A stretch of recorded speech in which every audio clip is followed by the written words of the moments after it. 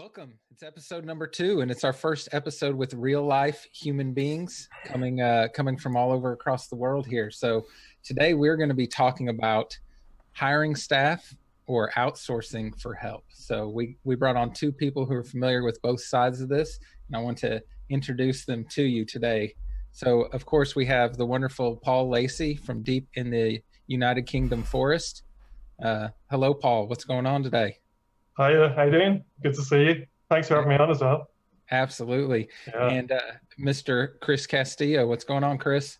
Pretty good, man. Not much. Just glad to be here. If you would have told me 6 months ago I would have been hanging out with the 3 of you guys, I wouldn't have believed you. Yeah, you would have ran far away too. You would have stayed at that day job. Yeah, maybe.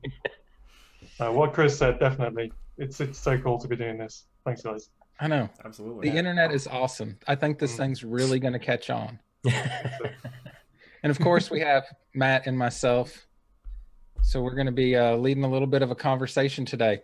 So let's just dig in and get to it. So if you want to ask some questions, you can ask them in the chat there, and I will try to catch them as they come in. If not, we'll try to catch them at the end of the episode if we have enough time. But first, I want to start off with finding out a little bit more about Paul and Chris's business and how they've structured additional staff to help them grow their business. So Paul, why don't you kind of tell us how you've set up your business?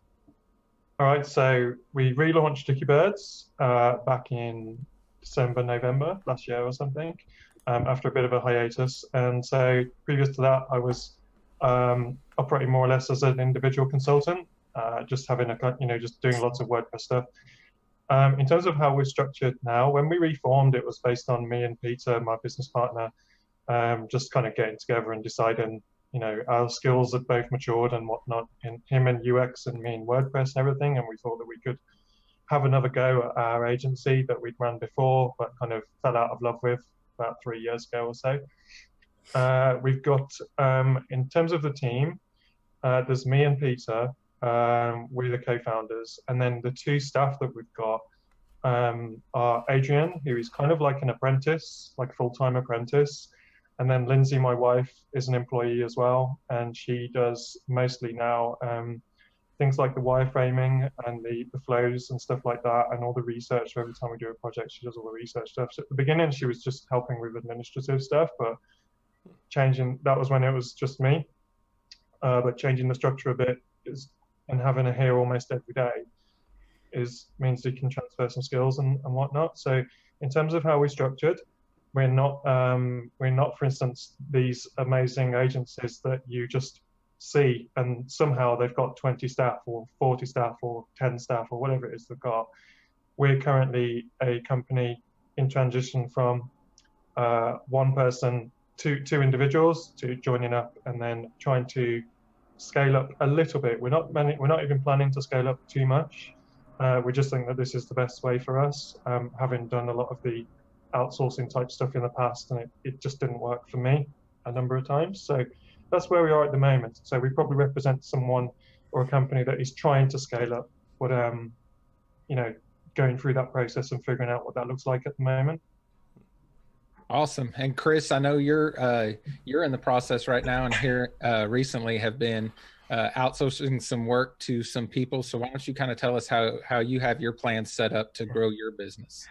Yeah, I'm nowhere near as organized as Paul. Nobody is. Paul said he represents sort of like the agency that's trying to scale up slowly, and I think I'm sort of like the stage before that, going from freelance consultant, freelance entrepreneur, one-man show to wanting to take on more volume, wanting to take on more work, but obviously realizing or understanding that there's limitations when you're just one person. So you need to have other people that you can rely on to be able to do the work, but also do the work at a quality level that, is reflective of your business and the quality that you want to put forward. So for me, it's been a lot of networking, mostly to do a lot of like the one-off type work, things like copywriting. I try to pretty much include that in almost every project. Like I don't even put it in as an optional thing. And then once they start, if there's ever like a a discussion about price, then that's one of the first thing that goes, right? Even though that's really not something I like to do. But, on occasion, if I don't have to do copywriting, then I don't outsource that. So I don't have somebody full-time that does that. But something that sort of has to be done on every project is obviously like the design aspect of things, which I have historically been doing myself, but very slow. And Cal can attest to the fact that I'm not super confident in that area of things. But so I actually just recently hired on 2 part-time designers to work with me. But there's been a lot of challenges in that area of things. I would have loved to be able to hire locally like Paul did. There's a lot of advantages to being able to, sit around a table with people and actually start discussing a project versus where I have to do a lot more,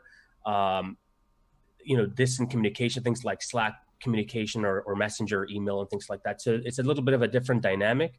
But there is a lot of cost savings involved, and there's a lot more flexibility in terms of like how I can structure things.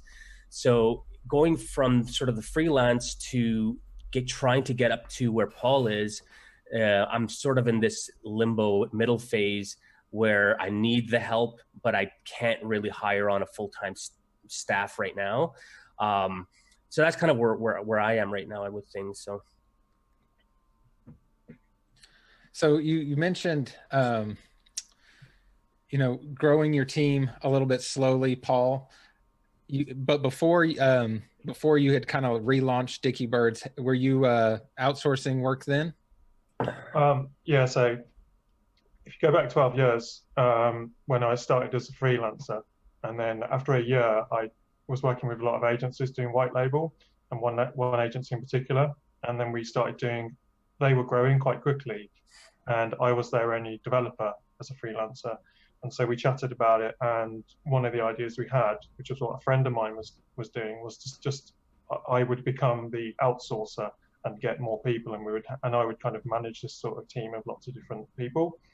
And then they were growing really quickly because they'd won some awards and everything. And we probably had like 10 to 15 different freelancers that I was trying to micromanage. And it was really, really difficult. I have to say, it was super difficult. And I think definitely back then I was quite green in how I was doing things. I was just slightly over optimistic about everything. I assumed that everyone that I would hire, no matter how much I was paying them, would have the same passion and dedication, which I learned the hard way. And then yeah, and then it all came to a head when we had our first child, and suddenly micromanaging, plus like what you're doing at the moment, Carl, I know you're up at various times in the night. You seem to be awake constantly according to my Facebook thing. And then trying to micromanage loads and loads of people while deadlines are pushing and stuff like that, I realized that it wasn't very sustainable in just the way that I did it. But the funny thing was that in that time, so I kind of closed down that whole operation and scaled back down to kind of just me in a way. But one guy did stick with me, who I didn't get rid of, and that was Peter. And that was like way back in 12 years ago. He was the only person who seemed to have like the same dedication. So when he could see I was struggling, he kind of stepped forward and said, "Let me take on some more stuff for you. Don't worry about the money on this. Just I'll help you out. We'll get you through this and stuff." Wow. And that's where we ended up meeting up, because he lived in Poland at the time. So he flew over to London and we met up, and then we formed the first version of Dicky Birds there. And then we became like an outsourcing team again, but a much smaller one. So we still were, apart from me and him, hiring freelancers, but there were people that we knew in real life sort of thing that we could rely on. I still didn't particularly enjoy that as well, to be honest. I've never enjoyed micromanaging people. I just struggle with it. But yeah, you can meet through a freelancer a potential business partner, which is a good thing. Yeah, absolutely. One thing, you talk about having to micromanage. I imagine it's so much harder for you to do that, Chris, trying to stay on top of of people that are supposed to be hitting deadlines for you. It might be halfway across the world. Like, let me clarify, because I think it's important for people to understand, what exactly, like how I went about getting the people that I have on board. Like, I actually went through a process of hiring, like overseas, right? So I actually went to a website. It's called onlinejobs.ph, where you can hire like Filipino workers. And I went in there and I posted up a job posting, sort of knowing that I was going to get a whole whack, like just flooded with applicants. And that's sort of what happened. I got about 68 applicants come in. And that's just because I turned the switch off on the job posting, because it was just, I was like, okay, I have enough to go through. But like, when you're going to hire somebody on that, like Paul said, it's not really it's not their business, right? And furthermore, like it's hard to really get a good sense of people, when they're that far away and you can't really, I mean, I could have had a Skype call with these people. I actually didn't, and I probably would have if I did it again, but there's a lot of time constraints. But one of the things that I did is, one of the things that I made sure to do was to really like just take the time, that whatever time it took, just to get through every single applicant. And I think at first I found, like right away, I found probably 3 or 4 really solid applicants, really, really good portfolios. And they seem to have they seem to be a little more professional and things like that. But I even though I had probably a good 4 or 5, like I still went through all 68 applicants. Like, I did my due diligence, because at the end of the day, one of the things that even you and I, Kyle, spoke about through Facebook was, like one of the biggest conditions I think that's gonna come up is gonna be whether me and that other person can communicate well, and whether whether we just work well together, right? And I could have 10 people, they could all have really good portfolios and they could all be really talented, but maybe only 1 or 2 of those people will actually work well in my particular scenario with me. And so I didn't want to just limit it to 1 or 2 or 3. I wanted to go through all 68 and really put together a good list. And then from there, start to interview people a little bit more and ask them more questions. But it was a pretty lengthy process. It took up a large part of my day, every day, for probably about a week. That's pretty much all I was doing, is just going through these applicants. And I narrowed it down, and I got a good couple that, seemed to be working out so far.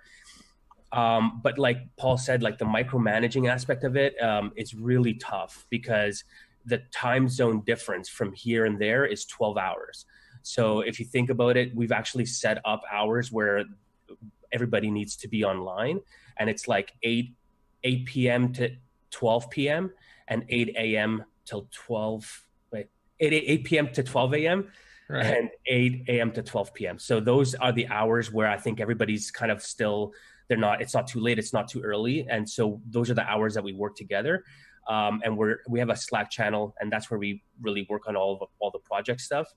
And it seems to be working well, but there's still a lot of times where there's just no communication back and forth. I have to sort of rely on that they're actually doing project work.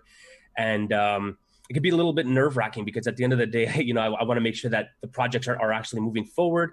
And so, you also just want to let people do their thing and not be on top of them too much.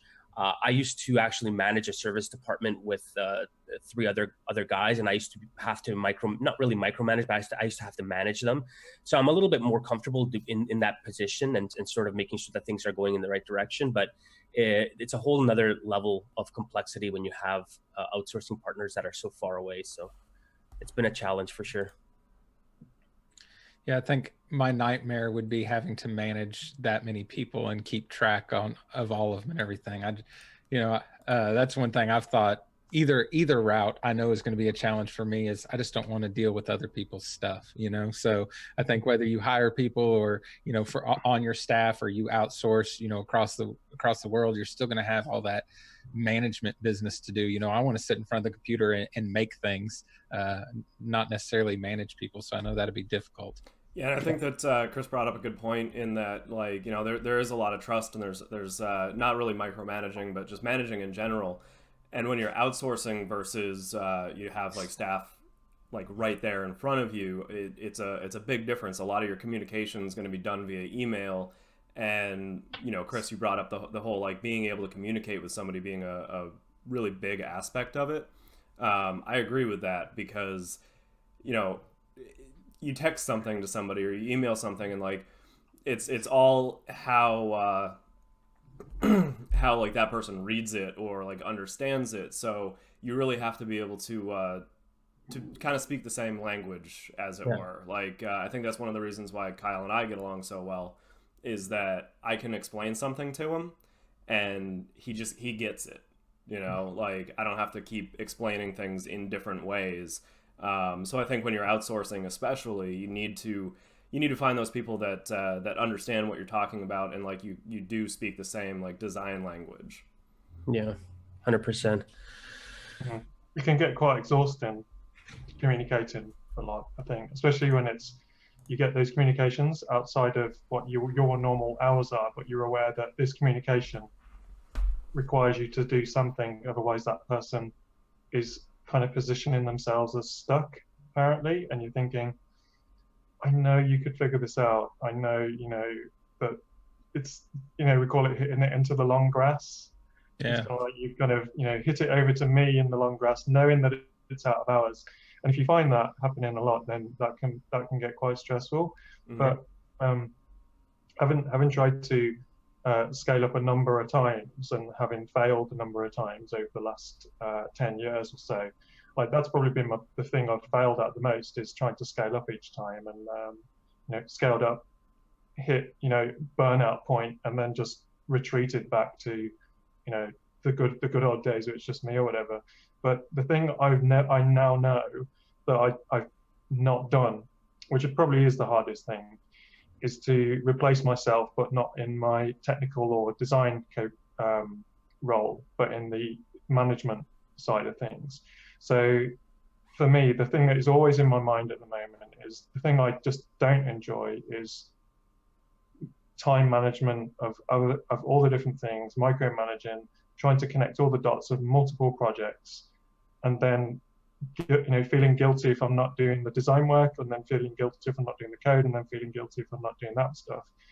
So the advice I'd give to anyone who is trying to scale up for the first time is that whole kind of backward planning thing. Think where you want to be in terms of what your team might look like, even if it's like your team goes from 1 to 2 or 1 to 1.5, and see if you can find a route as quickly as possible to get a good project manager or some human resource doing project management for you, so that all that micromanagement stuff is someone's dedicated thing, rather than, because all that I kind of replaced was I was too busy to do all the design work, so I outsourced it, and then I just gained a new job that was harder than working harder on design. And I think that's the super hard thing. I don't know how some of these agencies just appear with like 10, 20, 30, 40 people and just think, where did you come from? How did this happen? Why are we all stuck with like 1 to 5? And so, and I think it's like, I think all 4 of us have probably started from, we are the people who do the thing with the designer or the developer or the consultant. And so the idea of, whereas if you were just a manager and you decided to form a team, you would be that person. So you would be replacing the skills you haven't got. So I think I'm not particularly great at project management. I put in the hours to make up for it, and it's tiring. You know, it's doing my head in. So that's what I don't want to do. I think about too, looking back at like jobs I had, and I've always been really self-motivated and invested in my job, even when I was not really enjoying it a whole lot. But you think about some of the employees you had and all the time they wasted and stealing from the company and everything else that goes along with that. I mean, that's across the board, whether you work at, you know, Walmart or, you know, on, you know, Wall Street or something. There's those people taking advantage like that. And I think that's one thing that scares me too. You know, even if you have staff under your feet or you have staff far away, you know, I think I'd always be paranoid about, you know, are they using their time most efficiently, you know? So is that something either one of y'all have struggled with or had to deal with? I actually just had a conversation with my two guys because I didn't see a whole lot of progress happening on some of the projects, and I had to just sort of send them a message and say, like, am I giving you guys enough work, or is there something, maybe I'm not giving you guys the resources you guys need. Maybe you guys are, maybe I'm giving you copy, but it's not, the copy, the format that you guys need it in, or maybe I'm not giving you guys a copy on time. Is there anything that I can do to kind of push things along? And they seem to basically, like, the workload is fine. It's just a matter of like trying to get through. And I think like you said, Kyle, it's just when people aren't as invested, it's, they're not going to be as motivated, right? I was exactly like you. Like every single job I've ever had, I started at the bottom and I always went, like, finished out on top, because I was always super motivated. I just pushed myself, and it was like my company. Every company that I ever worked for was mine. Right. And that's just the way that I've always been. And so I think you can obviously expect other people to be that way.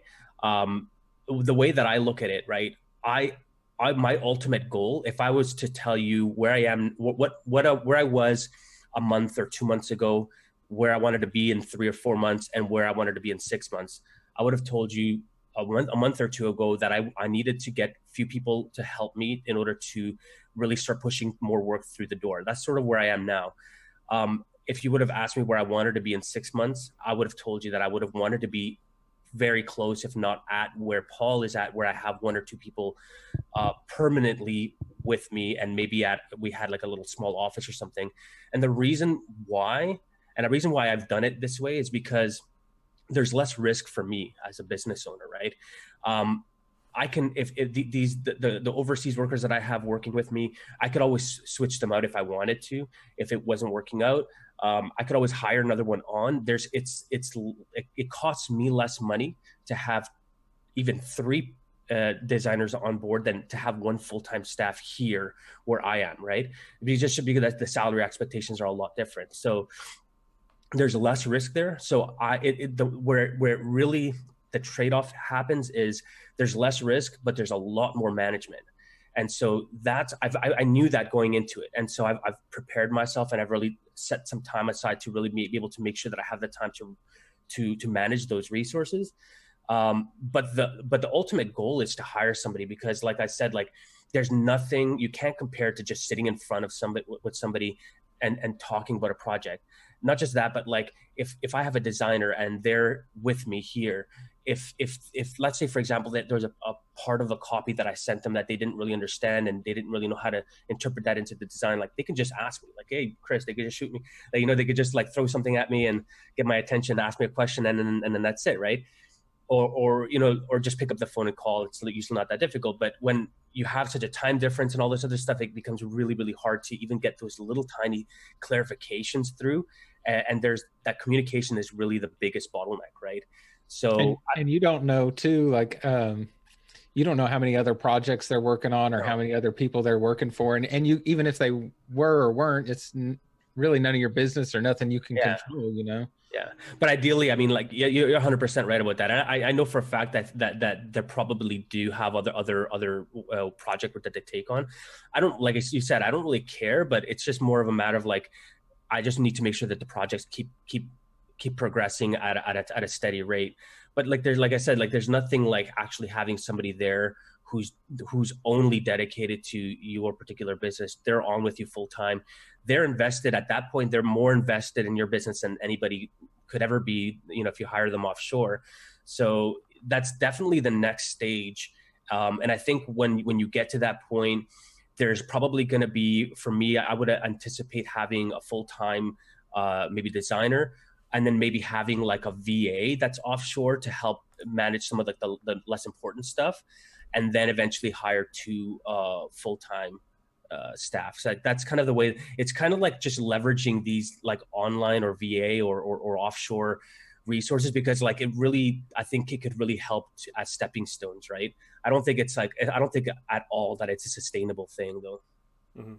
So one of the things that I've found when like outsourcing and especially in the very beginning is that for the first many years of my business, everything was me, like from marketing to projects to like creation, like everything. It was all my baby. Have either of you found it a little bit difficult when you first started to find other designers, other developers, to kind of let go of a little bit of that control? I mean, I remember like a brilliant designer I had that I would send jobs to, and they would send back like very capable work, but it wasn't exactly what I would have done. And it, although it was very good, you know, it didn't have the MSD, like, you know, style. It definitely fit all the project briefs. Like, you know, it wasn't bad work. I want to make sure that that's stated. But, you know, because it wasn't what I would have created, that was a hard hurdle to get over for me. Have you guys found that to be a tough thing? I have 100%. The thing with me is that like it's funny because when I had the two designers come on board, they there was a period of like a week where I had delegated all this work to them, and I was like, I had this moment where I sat back and I'm like, okay, like, what do I do now? Like, like this is being done. And I'm like, I had no idea like what, and I felt like I had no control because I felt like all this stuff has already been given out to people.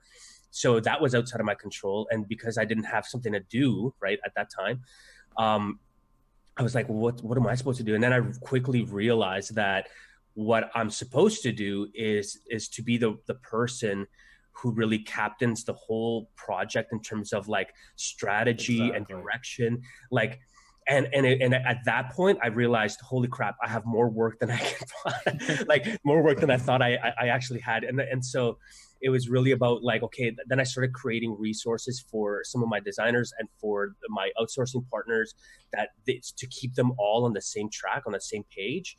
And that really started to help things to move along. And that's when I started to realize that it's really more of a project management position at that point, which is, I think, what Lacey was speaking to earlier about it being a pretty strange transition, right? In terms of like offloading the work and then not feeling like it's like reflective of maybe what I would have done. I'm aesthetically or like, yeah, like I'm a bit like, I do have a pretty high, I consider my bar to be quite high in terms of design, which is why I hated when I had to do the design, because I never met my bar, my level of standard. But when I outsourced it, you know, one of the things that kind of stuck in the back of my mind or in the foreground, even though my mind, was the saying that done is better than perfect. And it really is. It's so true. It's something that a mentor of mine early on in my business told me. And he said, look, like, I know you want to get every last pixel perfect, but at the end of the day, this is a business and it comes down to, you know, cash flow and all this other stuff, and done is better than perfect. Just remember that. And the way that I sort of allow myself to be okay with that is that I know that a lot of the projects that I'm working on, if not all the projects that I work on, are all really, the central focus is not necessarily the design, although like the user experiences, but it's more of like the strategic component behind it, that like we're aiming for a very specific marketing goal. And design, although it plays a factor in it, I feel like I can be a little bit more flexible in that respect. Like, even if it's not perfect, as long as it achieves the marketing goals, then that's really how I kind of justify it to myself. And I've been able to let certain things go, but I do, you know, send revision requests through and things like that to make sure that, you know, certain things are there. But, you know, most of it is, for the most part, it's just a project management thing where I'm just trying to make sure that we're getting the work through as quickly as possible. So, yeah. How about you, Paul? I think these days it's not so bad because, well, Peter is a better designer than me. So if he does something, I'm always super proud to quickly show the client and take all the credit. And that's a key right there too. Hire people who are better than you. You know, I know y'all are partners. 100%. Yeah, he's my partner. I mean, Adrian has just become he was already a developer. He's just become really good at working with things like Beaver Builder and GeneratePress now. And he's done some super complicated things. I still correct a few things, but we always just, he then learns the my way of how I would have done this and stuff. And but I think when it comes to design stuff, I think these days, if you were hiring a designer for websites, I'd probably want to hire someone who would design straight into the browser, because back in the old days when it was Photoshop, we'd pay some freelance designers, and we would get some designs that looked really good, and I would know that there was a problem down the line, but I couldn't articulate what that problem was going to be, and they would want to sign off on it, and I couldn't give them a reason not to sign off on it. And then later on down the line, the problem would come out in the wash, as we'd say, and then it'd be my problem. And I remember just so much of the time finishing off the last 20% of all the projects when my freelance developers and designers, as far as they were concerned, they were done. It's all these small details. So I think like Chris, you're doing all this due diligence stuff and you're creating resources for them. I never really did that stuff. So like the message I would have for anyone who's thinking about hiring freelancers is, just bear in mind, they are people who have got multiple things going on in their lives, other jobs, other people they're working for. Some of the people they're working for might be shouting louder than you. And basically, the more information you can give them and the more you can educate them to the systems and stuff, I think that's going to work out a lot better. So it almost feels like someone needs to create a course on how to train freelancers to feel more part of your own company when you're doing stuff. And I'll tell you one thing that's really worked well for us, but this is actually now as a group of employees, but it would work absolutely fine for freelancers as well. This has come from Peter, because 4 days a week Peter goes off to this a contract where he's contracting, Dickiebirds is contracting him out to do UX work, and it's a big team that he has to join when he's doing that, and from all around the world. There's different people in all around the world, and everyone, whoever's working together, they do it's literally 5 minutes, no more than 5 minutes. It's almost got a timer on it to say, they Skype each other, video chat, and they simply say, what are you working on? What's blocking you? And so you get all of those blockers out of the way, and you can even say yourself, so I'm working on a sales thing. The thing that's blocking me is that we need to finish that project, and that. So what's blocking you from moving forward on that project? And it's so you actually help each other. So you asking, what's the blocker today? Because there's always some kind of blocker going on, even if you kind of just got to visit the dentist or something. There's something going on. So it just gets that kind of teamwork aspect together, like supporting each other. Okay, how can I help unblock that thing for you, or how can you unblock the thing for me? And that's something that we learned from that UX job.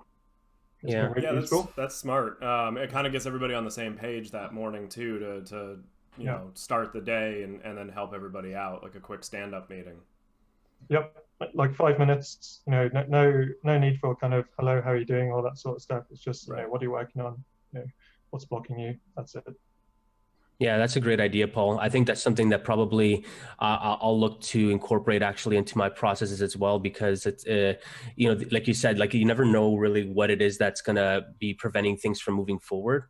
But I've actually put a lot of effort into putting a lot of processes in place right now. I have a whole, I don't know if you guys use Airtable at all. It's very much like it's very much like Asana or any of these other project management tools. I like it because it's like an Excel sheet on steroids. And I'm from a developer background, so a lot of the database side of things from Airtable and the Excel side of things, it all makes sense to me. I find it very easy to use, but I have a whole Airtable base, which is what they call them, but it's basically like a whole setup. And whenever a project comes in, I just clone it. And it has all of the necessary steps that go into completing a project are already pre-built in there. I already have my my designers and stuff added in there, so I can start allocating resources to them. And part of the whole process that goes into it is setting up a Slack channel. Like that's already a task in that base that's already pre-set up. Set up a Slack channel, set up a Dropbox, set up a sitemap using Glue Maps. set up content breakdowns using glue maps. These are all things that are kind of already pre-built in there. And then basically in my Slack, I just share all those shared resources in there. And there's a central repository where they can always go and access things. And if ever there's a question about copy or something, it's in a Google Doc. And there's like, I don't know if you guys have ever collaborated with Google Docs. It's actually pretty cool because if you ever suggest an edit, you'll just get notified that there's so we're all working off of these central documents and central resources. So it pretty much just kind of runs itself for the most part. But the one thing that's not automated in that process is the one thing that you mentioned, Paul, which is like outside of just this online thing, like if there's a personal thing or whatever, like you never know what could be. I mean, it could be a mental block, like they're just not really understanding or grasping something.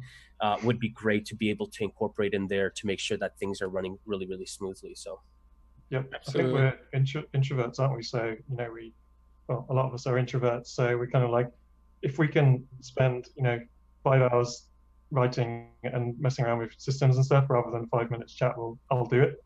But it's beta forces me. But I mean, the thing is that I think anyone who's thinking at this moment, like, I need to hire a freelancer or a member of staff, I think you've just pointed out, Chris, that you need to know what your own processes are first. So if your processes are in a mess, which, mine have been in a mess a number of times, and I'm doing WP Elevation at the moment, which is helping my process get sorted finally.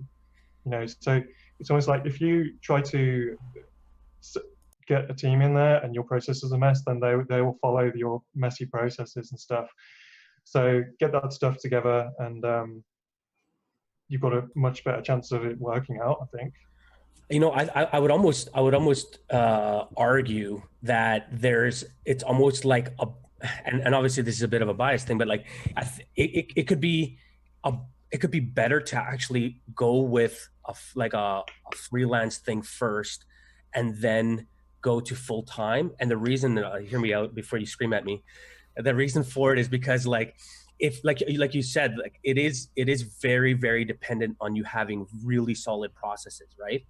But that's the thing, is when you hire somebody full time, you have so much more leeway in terms of like having like systems and processes that aren't really all figured out yet, because you're there, like you guys can just figure things out verbally or whatever on the spot. But if you actually build these processes and systems out so well that you can have anybody overseas come in and they just get into the machine and everything's running smoothly, and you hire somebody on full time, I think that machine's just going to run even more efficiently. So, and you know what? There's probably still opportunities to improve systems and processes. Like, I think you're never going to get 100%, perfect, but that could be the last thing that really helps you to really nail down your processes, to hire somebody on full time, and then they can finalize any of the last kinks in the machine to get things really, really, really working well. And that's kind of what I'd like to try to get to, is to that point. You imagine hiring a project manager who actually helps you finish off your projects as well. I mean, your processes, that'd be amazing. For me, I've got no training in how all these processes should work, and I think of them a lot and I procrastinate about them a lot.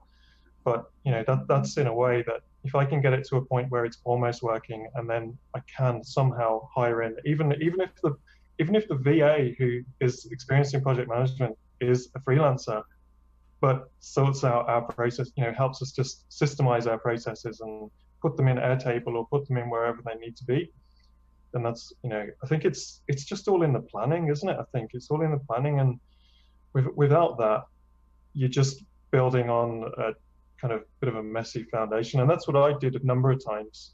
That's why it's not worked out for me, because I just winged it. I just winged it. I was just like, right, just hire people, tell them what to do, hope they know what to do, and blah, blah, blah. But you're doing it, I think what you're doing, Chris, is great, because it just seems that at some point you will have a situation where it makes sense. It might not ever get to that point. You might never need to do that. I reckon it will, because I think at some point you'll just not want to do messing with Airtable and project management tools all day and stuff. You'll be like, I want to do the thing that I'm really valuable for. Mm-hmm. And then that person might be full-time, but they still might be managing freelancers who are in the Philippines, and that's absolutely fine. That's perfect. That's a mixture of risk and benefit. Yeah, 100%. And the key, again, the key to that would be to have all those processes, even the Airtable stuff, so simplified, like so nailed down that you can get a VA in and just explain to them how everything works, and they can just take over and oversee all that side of things. And then you can again move over to some more important part of your business that you need to create systems and processes for, because it could be something else, right? Maybe it's the sales pipeline stuff or whatnot. But I'm feeling optimistic about this now. Growth is something that we need to do usually. No doubt. You want to grow something bigger than yourself, but it's always like, it's going to be so much hard work.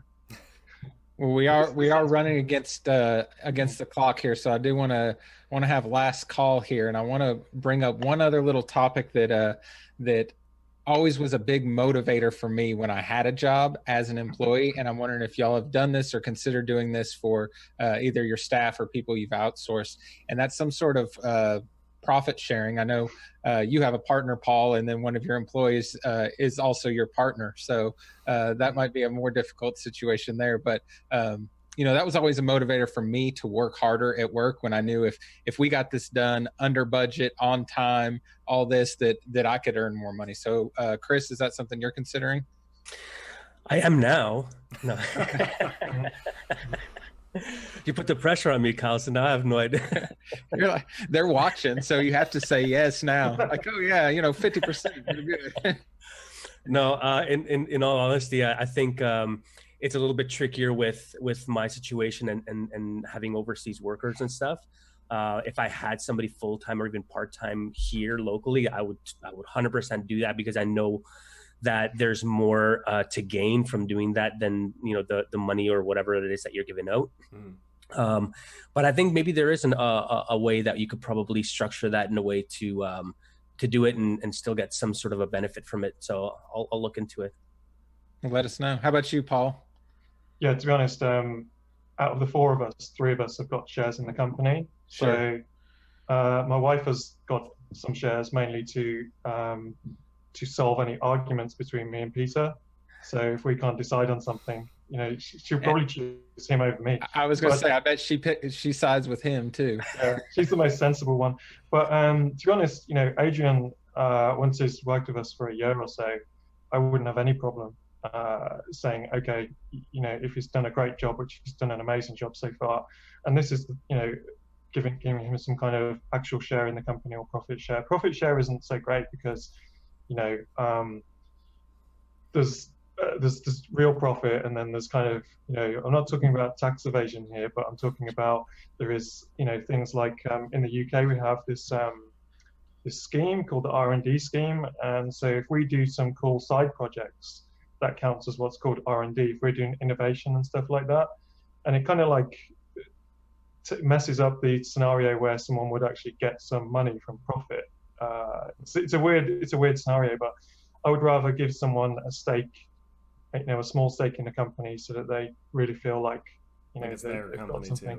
Yeah, but I wouldn't do that lightly, because we did have another company before, an events company. It was my wife's company, and we hired someone, proper employed person, and the idea was that they would, from the beginning, we told them they would be a shareholder, a big shareholder, and they never got it. They just never understood. The mindset wasn't there, and that's what you've got to watch out for. I think you've got to have someone for at least a year and see if they're interested then, and also accept that they might not be interested and they might be looking for another job. But with Adrian on our team, he's been so amazing for us, and that's the thing. We've been lucky in a way that it's not just that we've hired people, we've just kind of amalgamated as four people together at the right time, in the right circumstances, that it made sense for us to do it that way. It still scares me to do it that way. I don't like employing people. I just assume if I wanted to fire someone, I won't be able to do it, and I'll get taken to court or something.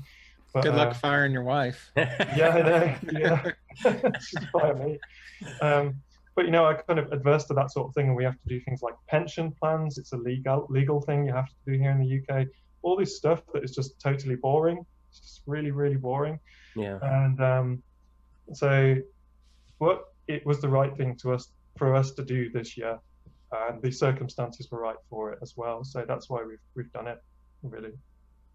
Awesome. Well, guys, I certainly appreciate y'all coming on here and being our guinea pigs the first time we had guests on here. I think everything looks like it's working. So kudos to Matt for getting everything set up on here. Yeah, thanks, Matt. Yeah, it looks thanks like for coming on, guys. Yeah, Thank you very absolutely. So I will say we are going to be, if you missed the live stream or you caught here at the end of it, everything will be reposted online, so you'll be able to see everything. Me and Matt do have a webinar coming up this Friday. We're going to show you how to create an online apparel store so you can make your own swag and merch. There's links to that in the group and the page and all that, so you can sign up for that. I think we're closing in on about 100 registrants so far, so I'm feeling the pressure. I'm going to have to deliver at least something or give you your money back, and it's free, so that shouldn't be a problem. It's coming along real nice, so I'm looking forward to it. I think it's going to be great. Yeah, absolutely. And then we're scheduled next week, same time on Tuesday next week. Dave Foy is going to be joining us, and Todd Jones from Copy Flight. So we're going to be having a discussion about kind of centered around building sales funnels, what goes into that, and how important the copy in your sales funnel is. So I'm looking forward to that conversation as well. So unless anybody else has anything else to add, we can close this thing out. Thanks for having me, guys. Yeah, okay, that's well. Thank you very much, guys. Yeah, thank y'all. Awesome. All right, well, that is it for now. I appreciate y'all checking it out, and we'll see y'all soon.